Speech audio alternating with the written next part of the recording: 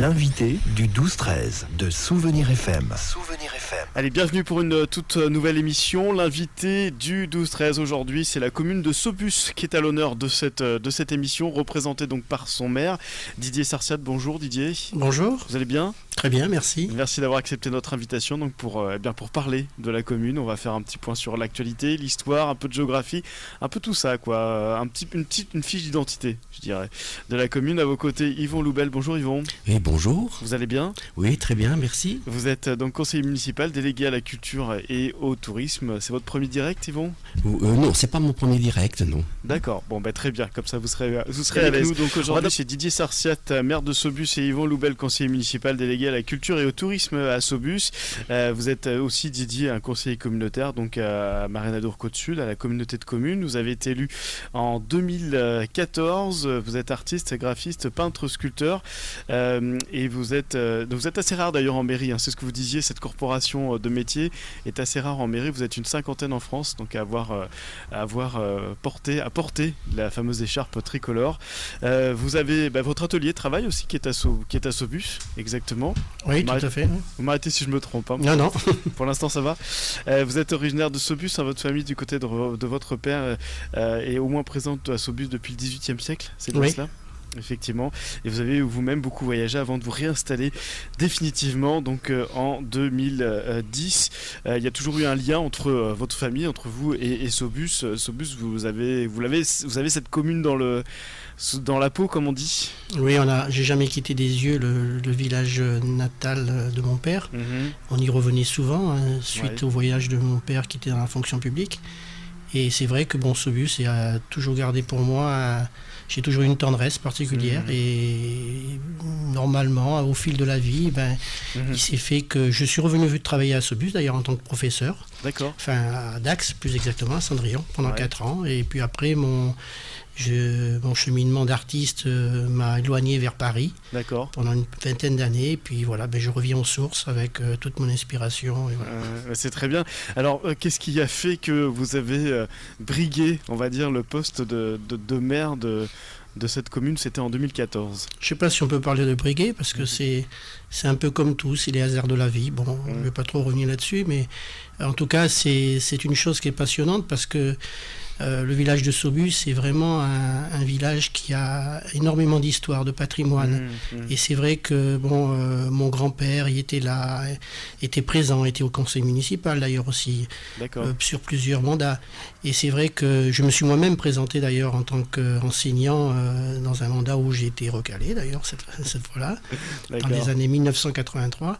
Mais c'est vrai que je suis heureux d'être à Saubus. C'est un village qui respire la nature, la beauté, et puis toute cette histoire, on en découvre toujours. Enfin, c'est ce qu'on essaye. On va essayer de montrer et d'amener les gens à découvrir ce beau petit village du bord de l'Adour. Effectivement, de dérouler en tout cas pendant l'émission. À vos côtés, Yvon Loubel, conseiller municipal. Donc, vous êtes délégué à la culture et au tourisme. Vous animez aussi l'atelier photographie de la commune. Ça fait 6 ans que vous êtes à Saubus. Vous venez de Boulogne-sur-Mer.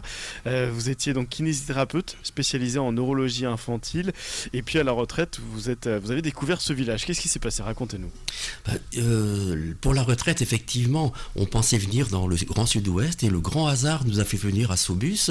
Et en 48 heures, on s'est décidé par la maison et puis par le bourg qui est vraiment extraordinaire, très beau, avec l'Adour qui fait rêver, et puis toutes les associations de Saubus qui fait qu'on a flashé, c'était vraiment le coup de cœur, et on le regrette surtout pas, par le temps d'ailleurs. Le temps est nettement meilleur que dans le Nord, et les associations ici.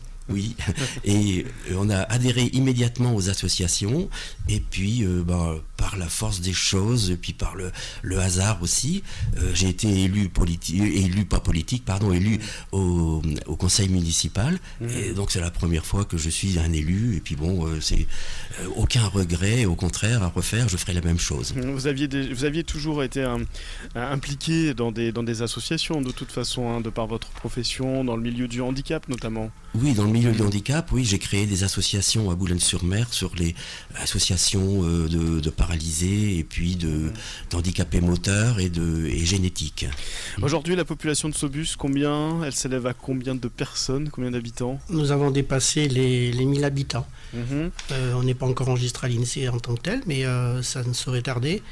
Et oui, la population est croissante. On est revenu finalement à l'histoire parce que il y avait plus de 1000 habitants sur le bourg de Saubus. C'est ça qui est assez surprenant. Voilà, effectivement, en 1793, 619 habitants, et puis une évolution quand même importante pour arriver à plus de 1000 habitants en 1836. Donc effectivement, passer le premier tiers du 19e siècle, vous avez passé la barre des 1000 habitants. On va refaire l'historique un petit peu de la commune et comprendre un peu plus pourquoi. Ensuite, ça a été il y a eu une diminution, enfin ça a été un petit peu cyclique quand même, jusqu'à une diminution quand même progressive à partir de la fin du 19e siècle. Aujourd'hui, qu'est-ce qui se passe? Pourquoi les gens reviennent à Saubus? Oui, disons que pour reprendre cette historique, Saubus est un port. Saubus est un village au bord de l'Adour. À cette époque, l'Adour, les fleuves étaient les moyens de communication.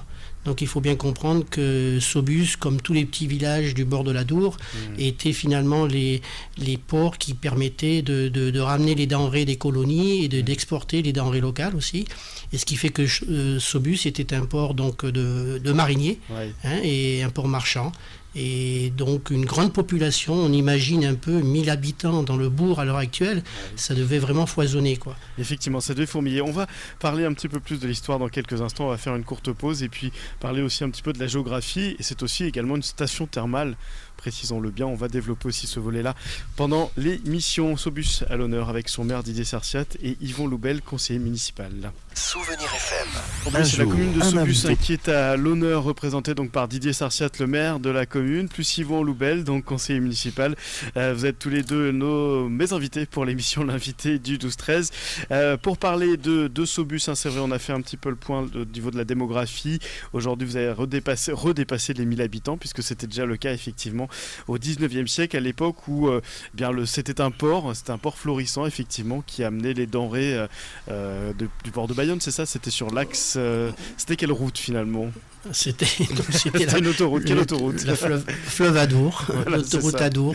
Bon, d'ailleurs, on a encore le chemin de halage qui d'ailleurs se revalorise avec notre territoire, avec Max, puisque ça va devenir la voie de l'Eurodyssée, c'est la voie des pèlerins. Et il est en train de se faire subir un aménagement pour accueillir vélos, piétons.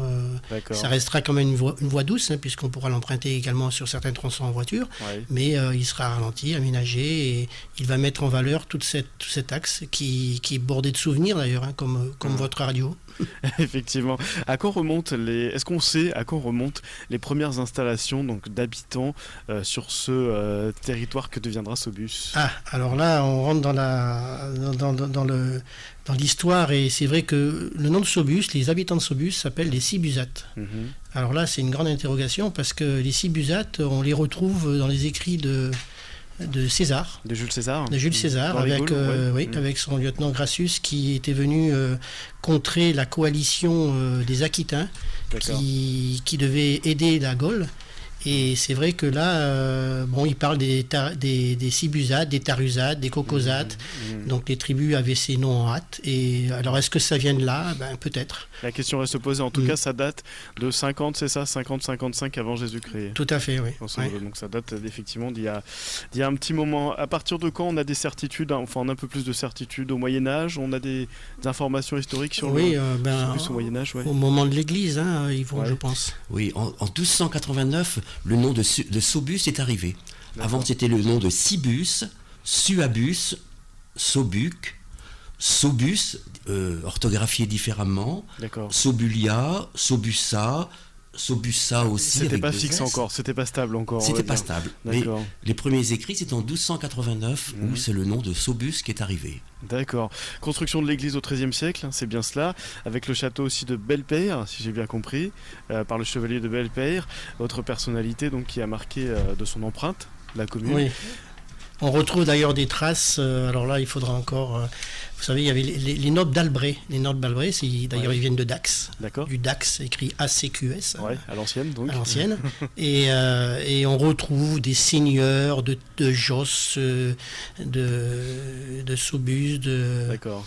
Et alors bon là il faudrait vérifier, mais enfin dans l'église de Saubus, on était venu d'ailleurs en parler dernièrement à votre radio. Tout à fait. Je vous en remercie. Je vous en prie. On parlait du chevalier de Beilpère où on retrouve justement les armoiries dans l'église du XIIIe siècle et même date de cette bâtisse, de cet édifice. Effectivement, et puis la Dour, bien sûr, hein, c'est le fleuve qui a construit aussi évidemment la commune. Donc on l'a dit, c'était l'autoroute à l'époque, il n'y avait pas d'axe routier comme on a aujourd'hui, qui servait à transporter des denrées qui venaient effectivement de partout, hein, des colonies qui venaient de partout. Et c'est construit donc autour de ce fleuve Adour, à la fois le transport de denrées et puis aussi donc des bâtiments progressivement. Au 19e siècle, une personnalité s'est installée à Saubus. Elle s'appelait Eugénie Desjobert. Qui était-elle ? Eugénie Desjobert, c'est un grand personnage, je dirais, de Saubus et du territoire. C'est une grande donatrice. Son histoire est un peu douloureuse. Parce que elle vient s'installer à Saubus finalement grâce à son frère qui porte le prénom de Guillaume Tell, d'où l'origine de Suisse, un Guillaume Tell de Lachaud. D'accord. Et il vient avec ses parents et bien sûr il y a des enfants qui naissent, mais elle survit à tout le monde. D'accord. Et il se trouve que dans les années 1870, dans ces années-là, elle s'interroge sur ses biens. Et c'est comme ça qu'elle va donner beaucoup de choses au territoire, notamment le CERS de la Côte, qui était un sanatorium. Oui, le préventorium avant de construire à l'emplacement de l'actuel CERS. Avant, il y avait un préventorium. Ouais. Le pont de Saubus, où elle a donné 400 000 francs au conseil général de l'époque, pardon. D'accord. Et qui a construit ce pont, et puis des bâtisses, nombreuses bâtisses. La mairie La mairie de Saubus, parce qu'on avait été exproprié par rapport à ce pont. Il y avait la bâtisse était là, et c'était une bouchonnerie d'ailleurs à l'époque. D'accord. Il y avait une grande activité de bouchonnerie. Le port était une activité portuaire, marchande, bouchonnerie, et également, il ne faut pas oublier quand même la pêche. La pêche a été très importante dans cette région, quoi. En fait, qu'est-ce qui s'est passé ? Elle a eu un petit coup de cœur pour Saubus, Eugénie Desjobert. Elle a voulu rester, s'installer, vivre et mourir finalement à Saubus. Je pense qu'ils vont. Ouais, ils vont. Oui, bien sûr, elle a voulu rester à Saubus et faire vivre la commune comme elle l'a fait. Fait fabriquer ce pont d'Oriste à Saubus. Et au départ, le Saubus était sur la commune d'Oriste. Et donc il y a eu un changement de rive pour arriver justement à la rive droite de Saubus, alors qu'avant, de la Dour, alors qu'avant elle était sur la rive gauche. D'accord, il y avait une construction, il y avait plus de construction du côté gauche, c'est ça ? Je dois préciser que c'est bien antérieur, ça. D'accord. Oui, tout à fait antérieur. C'est bien avant, on revient à... Oui, à l'Antiquité. Et on ne connaît pas les raisons, ni le moment où cette chose s'est faite. D'accord. Ok, bon, c'était un point intéressant aussi à évoquer dans l'histoire de Saubus. D'autres personnages peut-être ont marqué la commune, Yvon ? Oui, donc il y a le duc de Bouillon, qui était bien avant 1789. Ouais. Il y a le nom de Borda aussi. Ah oui. Beaucoup de noms étaient originaires de Saubus, de Borda. Il y a aussi de Brutails. D'accord. Et de Postis également, des seigneurs. D'accord, des seigneurs. Ouais. Et oui, des seigneurs, et aussi bien sûr le chevalier de Belpère, qui était réputé. Qu'on a évoqué. Henri IV aurait dîné à Saubus apparemment. Oui, on a trouvé des petits écrits là-dessus. Henri IV dînant à Saubus et prenant le bateau pour Bayonne. Oui. Ah oui, voilà, c'est ça. Il a fait halte en fait, en quelque sorte. Il a fait une halte. Bon, très bien. Bon, c'est vrai que l'histoire, le chemin de fer, quand même, précisons pour terminer, que le chemin de fer, l'arrivée du chemin de fer a tué au 19e siècle l'intense commerce fluvial de cet Adour. Mais néanmoins, voilà, Saubus a gardé cette identité, et notamment autour du fleuve. On va marquer une nouvelle pause et puis on va se retrouver juste après. L'invité du 12-13, Didier Sarciat, maire de Saubus, conseiller communautaire bien sûr à Marennes-Adour Côte-Sud, et Yvon Loubel, conseiller municipal délégué à la culture et au tourisme, toujours pour la commune de Saubus. Vous allez bien ? Ça va ? Ça va. Pas de soucis particuliers ? Toujours bien. Toujours bien. Pour terminer sur l'histoire, un petit peu le patrimoine de la commune de Saubus, on n'a pas évoqué cette fameuse pierre longue. Alors qu'est-ce que c'est ? C'est quoi ? C'est un dolmen, comme diraient nos amis bretons ? Yvon, je te laisse... Oui, un menhir peut-être plutôt. Oui, c'est pas un menhir. Bon, c'est une pierre qui fait 1,80 m de long, de hauteur, pardon, et 1,40 m de circonférence. Donc il y a plusieurs versions. La version serait que ce serait l'emplacement d'un camp. D'accord. C'est une des versions. Aussi, probablement, qui viendrait peut-être aussi d'une construction de Dax, peut-être également. Et ça viendrait aussi peut-être d'une construction romaine qu'on n'a pas retrouvée à Saubus. Alors ce qui me plaît le plus, c'est la légende. Ce serait une fée qui aurait cette pierre sur la tête, qui l'aurait mise là, qui l'aurait plantée. C'est une légende.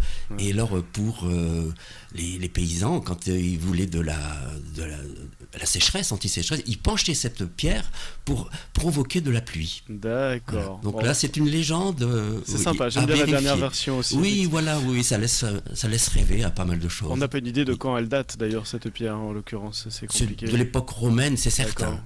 Mais ça peut être aussi une pierre qui servirait de repérage entre Dax et Bayonne. Elle est située où exactement? Sur un carrefour, à l'entrée de Saubus. D'accord. À l'entrée de Saubus, on peut l'apercevoir. D'ailleurs, il y a un panneau information qui parle d'elle. D'accord, qui explique aussi les choses. Le patrimoine aussi, c'est ce lavoir, alors qui se situe où exactement? Oui, encore une donation de notre donatrice, Eugénie Desjobert, qui a donné le lavoir, qui est dans la commune de Saubus, sur une contrée un peu humide. Il est assez difficile à trouver, mais il y a des panneaux indicateurs.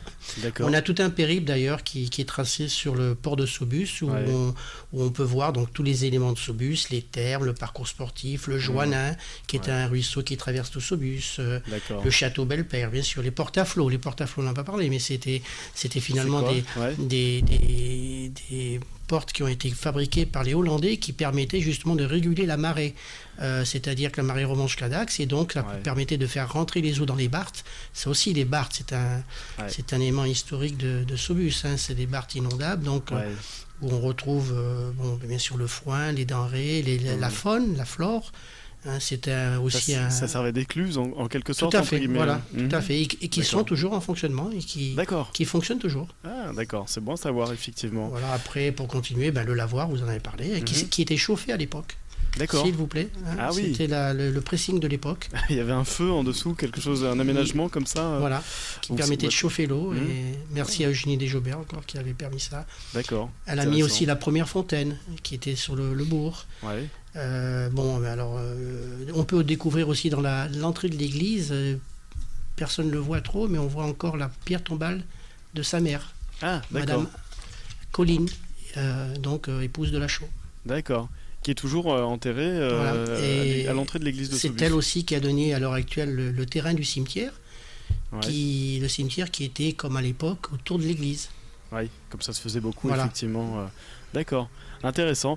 D'autres personnalités aussi liées à la commune. J'ai noté l'existence donc de Jorge, je ne sais pas si je vais bien le prononcer en espagnol, Jorge María Hurtón Poisson, qui était né à Saubus et qui est mort à Santiago de Chili, qui a été évêque auxiliaire à Chili et qui a notamment œuvré pour la défense des droits de l'homme pendant la dictature de Pinochet. Ça me parle pas trop, mais Hurtón, ça me parle parce que par contre c'était le maire de Saubus à l'époque du décès de Eugénie Desjobert. Probablement la même famille. Sûrement. Il y a de fortes chances, effectivement. Jean-Baptiste Ducasse, qui était né le 2 août 1646 à Saubus. Il est mort le 25 juin 1715 à Bourbon-l'Archambault. C'était un officier de marine, je crois. Ça, Yvon, vous en avez entendu parler de ce personnage? Oui, pas beaucoup. Enfin, c'était un amiral. Un amiral de la marine, bien sûr. Et donc là, non, j'ai pas beaucoup de... C'était pour en citer, on peut en citer quelques-uns. On va continuer de parler de Saubus après une courte pause. La commune de Saubus inquiète à l'honneur dans cette émission, l'invité du 12-13 avec son maire Didier Sarciat et Yvon Loubel, conseiller municipal, délégué à la culture et au tourisme. On a commencé à faire une jolie fiche d'identité de cette commune de Saubus. Les termes de Saubus, très importants. Est-ce qu'on a quelques informations un petit peu historiques sur ces termes qui aujourd'hui tournent à plein, La fréquentation est même, je crois savoir, en hausse. Oui, merci d'en parler d'ailleurs. C'est vrai que finalement c'est une grosse activité économique de Saubus. Si le port a un peu perdu de son allant du fait du chemin de fer, c'est vrai que Saubus vit par son tourisme et par son thermalisme.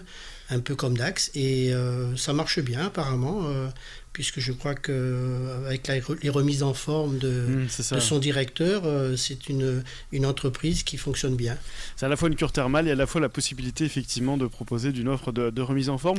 La source, c'est la même qu'à Dax, c'est une différente, l'eau est identique. Est-ce qu'on en tout cas, là, toutes les propriétés voulues pour le thermalisme et la boue. D'accord. Et ça, depuis 3 générations, donc c'est une entreprise privée, bien sûr, mais qui fonctionne bien. D'accord. Et qui nous amène d'ailleurs toute une clientèle. Et la clientèle que j'ai le bonheur de rencontrer des fois sur nos manifestations, nos associations, nos rencontres, recherche dans ce thermalisme justement le côté un peu vert, un peu la campagne. Tourisme vert, comme on dit. Voilà. Très bien. C'est la source Raja avec son eau chlorurée à 39 degrés qui dispense donc des bienfaits dans le traitement des rhumatismes et de la phlébologie. Donc effectivement, ça rejoint la cure thermale possible à Dax. Est-ce qu'il y a des projets ? Bon, on imagine qu'il y a des projets en cours, bien sûr, sur la commune, Didier, mais est-ce qu'il y a un projet particulier qu'on peut évoquer sur cette antenne ? Je crois savoir que c'est lié à Max, d'ailleurs, et au chemin de halage. Oui, le chemin de halage, on en a parlé un peu tout à l'heure. C'est vrai que c'est un bel ouvrage qui va être revalorisé par l'Eurodyssée, donc qui va permettre aux gens de partir sur la côte en vélo ou inversement. Donc un lien directeur qui va remettre en valeur toute cette histoire le long du chemin de halage depuis Saubus jusqu'à la côte. Voilà, c'est super, comme ça on va pouvoir aller de la côte, des pistes cyclables de la Vélodyssée en l'occurrence, jusqu'à celle de l'Eurodyssée, ça s'appellera comme ça. C'est ça. C'était prévu depuis plusieurs années, je crois. Oui. Je crois savoir. D'autres projets ou pour l'instant c'est le je plus vais laisser, important Yvon parler des futurs projets de la commune. Allez-y. Oui, alors, en parlant du chemin du halage, on a un concours photo qui est en cours, qui va démarrer là maintenant. D'accord. Donc c'est déplacement doux dans nos campagnes. C'est le thème. Voilà, c'est notre thème, c'est une première. Donc ça correspond un petit peu au chemin de halage qui va être en cours, qui va se préparer. D'accord. On a également un concert de Noël où 40 enfants de l'école de Saubus vont chanter avec nous les chœurs de Saubus. Nous sommes aussi une quarantaine de choristes, entre 40 et 50, et avec l'orchestre symphonique de Metz. Donc ce sera le 17 juillet à 20h30. Et donc le 17 décembre, vous voulez dire pardon, excusez-moi, oui. Oui, le 17 décembre à 2030 dans l'église de Saubus. D'accord, très bien. Et puis le carnaval. Ah oui, le fameux carnaval, n'oublions pas. Qui veut en parler ? Yvon peut en parler. Oui, carnaval, c'est ancestral, c'est plus que centenaire, et ça milite vraiment un travail extraordinaire partout, bénévole, par les gens de Saubus, l'amicale des fêtes, qui est vraiment très très active, avec d'autres amicales aussi. Avec des chars, c'est ça qui avec des chars décorés, des chars avec des fleurs, c'est vraiment extraordinaire, un travail fou. C'est un travail d'1 an pratiquement sur chaque fête d'y penser, et des chars qui arrivent à quelquefois à 4 mètres de hauteur, et il faut venir. C'est un bon événement, et c'est un événement centenaire, et puis c'est un événement aussi qui réunit chaque année 200 à 250 personnes de la commune. C'est énorme comme travail. Les associations se fédèrent dessus, et c'est vrai que c'est d'ailleurs, même cette année, le comité Cibusat du carnaval va présenter cet événement au niveau, par exemple, du centre de loisirs de Saint-Jean-de-Marsac. D'accord. Pour justement montrer un peu toute cette histoire. C'est quelque chose d'historique. Et il y a du monde. Je vous invite à y venir au premier dimanche de mars. C'est ça, chaque année, c'est le premier dimanche de mars, là en l'occurrence le 5 mars prochain. S'il fait beau. Sinon c'est reporté. On le reporte parce que c'est trop fragile, les petites fleurs qui sont faites par nos petites mains, et c'est énorme comme travail. C'est quelque chose de grandiose. Bien sûr. On marque une dernière pause et puis on se retrouve après. Je rappelle que je suis avec Didier Sarciat, le maire de Saubus, et Yvan Loubel, conseiller municipal toujours à Saubus. Et la commune de Saubus à l'honneur de cette émission, l'invité du 12-13, je le rappelle, avec vous, Didier Sarciat, maire de Saubus, et Yvon Loubel, conseiller municipal. Juste avant, c'est la dernière intervention, donc on va se dire au revoir, mais juste avant, c'est vrai que vous étiez venu, Didier, pour parler de cette opération, pour rénover. Alors, je ne vais peut-être pas rentrer dans les détails techniques parce que je m'en souviens pas, tout simplement, mais c'était pour rénover des pièces du clocher de l'église. C'est ça qui date du 13e siècle. Le beffroi, tout à fait. Le beffroi. Ça va aujourd'hui, c'en est où finalement? Je vous remercie d'ailleurs de votre accueil à cette époque parce que on a accueilli donc l'église pleine. D'accord. Avec David Olaizola et les compagnons qui nous ont fait un superbe concert. Ouais. Pierre Oteza, le traiteur bien connu du Pays Basque, nous a offert un après-concert exceptionnel aussi, et ça a très très bien marché. Je crois que l'association Sainte-Thérèse est très contente. Ouais. Et ça pourra nous aider à rénover ce beffroi qui demande réparation. Effectivement, pour terminer aussi sur cette émission, alors il y a l'Oussobus. Alors c'est un jeu de mots évidemment entre bus et Saubus. C'est un bus qu'on vous a donné, c'est ça? Oui, la société Transdev donatrice nous a offert ce bus. On l'a entièrement customisé à l'image du territoire, donc on peut découvrir dessus les Barthes, le chemin de halage, le pont de Saubus, le bourg de Saubus, et tous les tracés de ce chemin de halage, j'adore. Enfin, ça nous situe dans le territoire.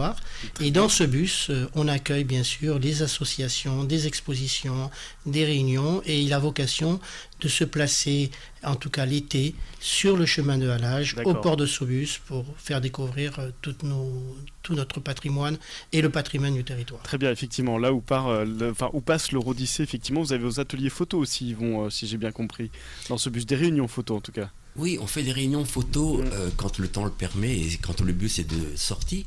On fait des réunions photos où c'est vraiment très, très intéressant, c'est très convivial. Et on fait aussi des expositions dans ce bus, des expositions dans l'Oussobus, expositions photos, expositions d'archives et aussi de dessins d'enfants. Et donc le bus est intéressant parce qu'on a l'électricité qui est à même pour nous pour visionner les photos que l'on fait. C'est vrai que pour revenir sur le carnaval, Didier, vous avez donc c'est un événement qui est centenaire. Vous avez 100 ans de costumes finalement qui sont où d'ailleurs? Oui, peut-être pas 100 ans de costumes, mais pas loin. Oui, il y a un demi-siècle en tout cas, c'est sûr. Ouais. Et cette année, ces costumes vont sortir des malles. Et c'est une proposition donc du troisième âge et du comité des fêtes, on fait l'événement de toutes les associations, elles vont s'y mettre, et c'est vrai qu'elles vont présenter dans le bus, comme on avait présenté l'année dernière, les 100 ans du carnaval. Et on avait fait des photos, des histoires de ces 100 ans, on revoyait des chars de naguère, et là on va voir finalement toute l'histoire de nos costumes à travers les plus beaux costumes qui ont été vus durant ces années, quoi. Très bien, il va y avoir de belles pièces, on l'imagine. Je pense que ça sera très intéressant. On va d'ailleurs essayer de pérenniser la chose en faisant peut-être un livret ou un site, en tout cas, qui laissera la possibilité, parce que ces costumes ont vocation aussi peut-être à être reloués, reprêtés et vivre ailleurs, parce que c'est vraiment souvent de très beaux costumes qui ont été faits par les petites mains, les petites couturières de Saubus encore. Merci à toutes ces bénévoles qui permettent justement de perdurer ce bel événement. Le message est passé. www.saubus.fr, c'est le site internet de la ville, et qui renvoie d'ailleurs à différentes pages Facebook selon une association, selon l'activité que l'on cherche. Vous avez développé votre présence sur les réseaux sociaux, si j'ai bien compris. On n'a pas l'autoroute qui passe loin, mais on a l'autoroute de l'internet 2.0. Merci à tous les deux d'avoir participé à cette émission. Vous êtes les bienvenus, bien sûr, comme je le dis à chaque fois, pour participer à d'autres émissions. À très bientôt. Merci de votre accueil. Merci. Au revoir.